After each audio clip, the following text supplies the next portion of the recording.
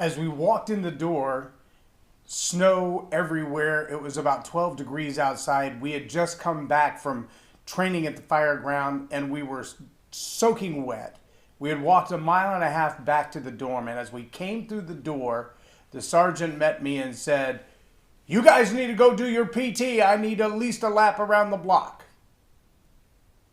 And I stopped and I said, "That's not going to happen, and let me tell you why."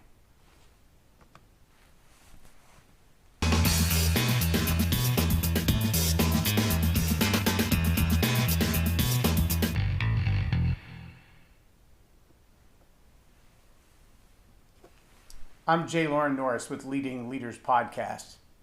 I bet you can guess what happened right after that, since I was a brand new airman in the Air Force and he was our sergeant in charge of our dorm, responsible for PT and all that kind of training. Yeah, we ended up going around the block more than once. But when we came back, he and I had a nice heart-to-heart. And one of the things that I realized was that respect is a two-way street. Respect is earned, not taken.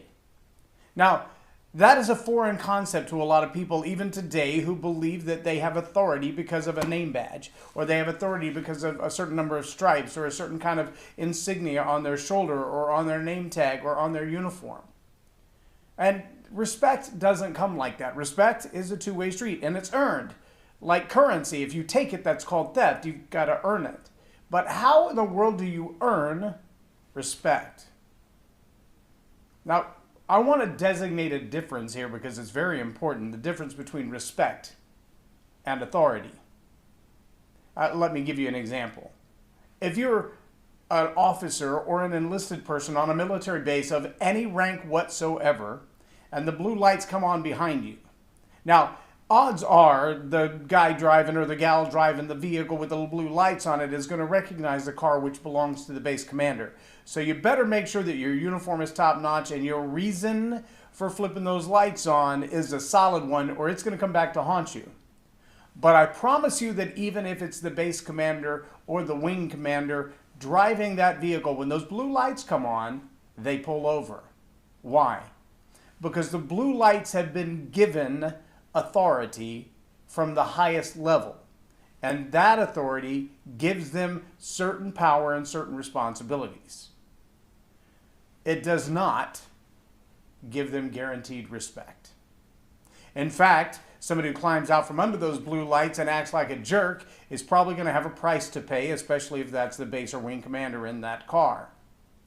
If somebody of a higher rank is in that car, then you're probably going to have some blowback from that as well if you're disrespectful. But if you're doing your job respectfully, as a leader should, then you build rapport, you communicate clearly, and you demonstrate respect first.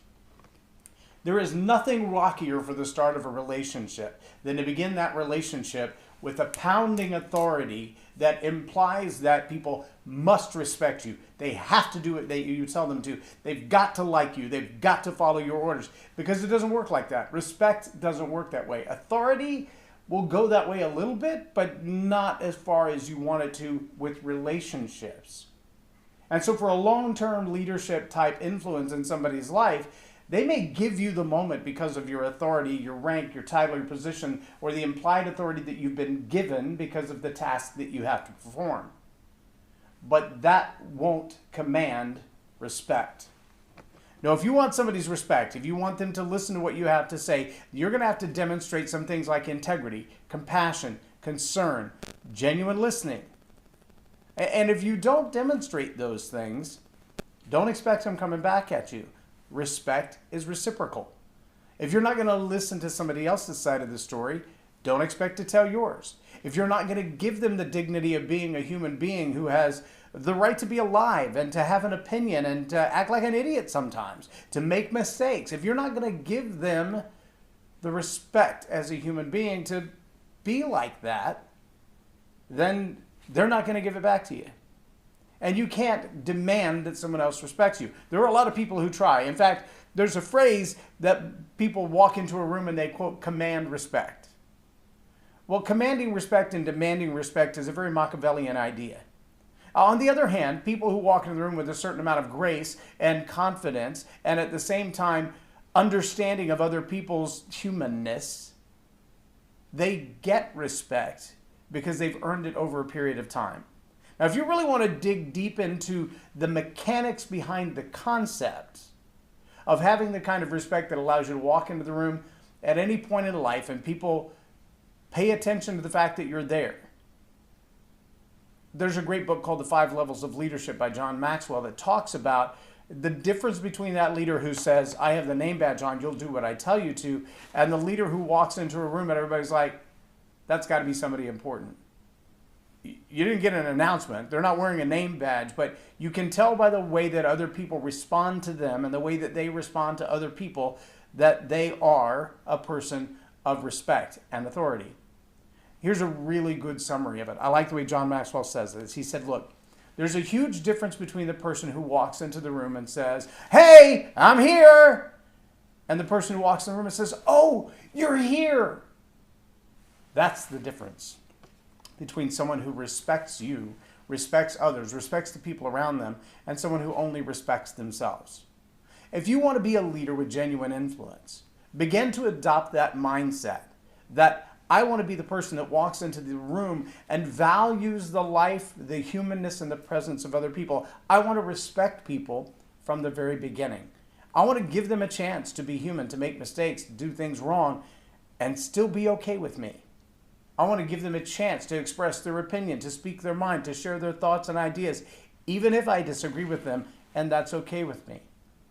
If you can become the kind of person who gives that respect without regard for anything else, without regard for how they're dressed, the color of their skin, the known knowledge of their religious beliefs, their sexual orientation, if you can look past all of that and go, that's another human, someone that I appreciate and I want to add value to, someone that I care for because they're alive and breathing. That's all they've done to qualify. They're alive and they're breathing. That's it. If you can respect people at that level, you will become the kind of leader that other people want to be around. And that, my friend, is influence. And that is what makes you a leader. I'm J Loren Norris with Leading Leaders Podcast for Tell It Like It Is TV. Have a blessed day.